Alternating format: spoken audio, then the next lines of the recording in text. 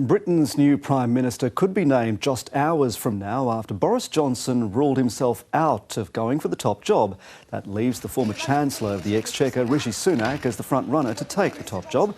The 42-year-old and his wife are mega wealthy and this year made the Sunday Times Rich List for the first time with a net worth of more than $1 billion. The other main contender is Penny Mordaunt, the leader of the House of Commons.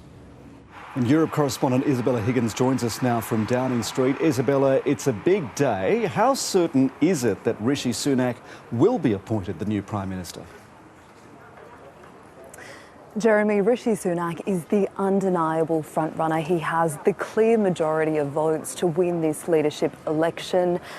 Some British papers are calling him the Prime Minister in waiting. Now, he was the expected choice in many ways. He was the runner-up to Liz Truss. He put forward a plan of modest financial spending that appeals to many as they try to calm the market. We understand that he met with Boris Johnson over the weekend and both discussed their leadership aspirations.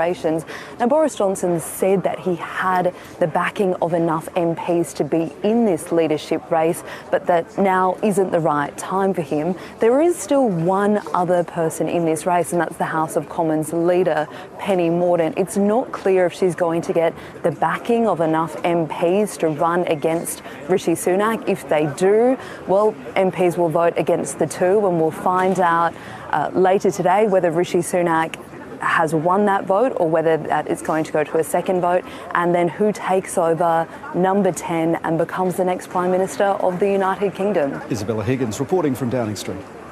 We want to turn now to breaking news from overseas, where moments ago we found out who the next British Prime Minister will be. Let's bring in NBC News foreign correspondent Molly Hunter. It is Rishi Sunak, as we expected, as we thought might happen over the weekend.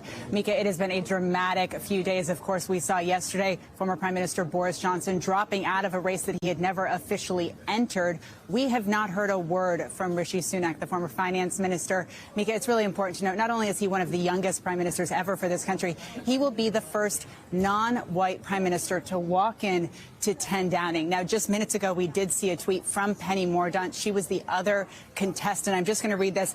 This is there was no announcement. We just saw her concession tweet, and that is how we knew that Rishi Sunak gets the top job. She says, our party is our membership. Whether we are elected representatives, activists, fundraisers, or supporters, we all have a stake in who our leader is. She says, as a result, we have now chosen our next prime minister. This decision is a historic one and shows once again the diversity and talent of our party. Rishi has my full support. The deadline was 2 o'clock. So over the last several days since Prime Minister Liz Truss stepped down, it has been a race to 100 backers to get on this short list before it went to a potential runoff among Conservative Party members.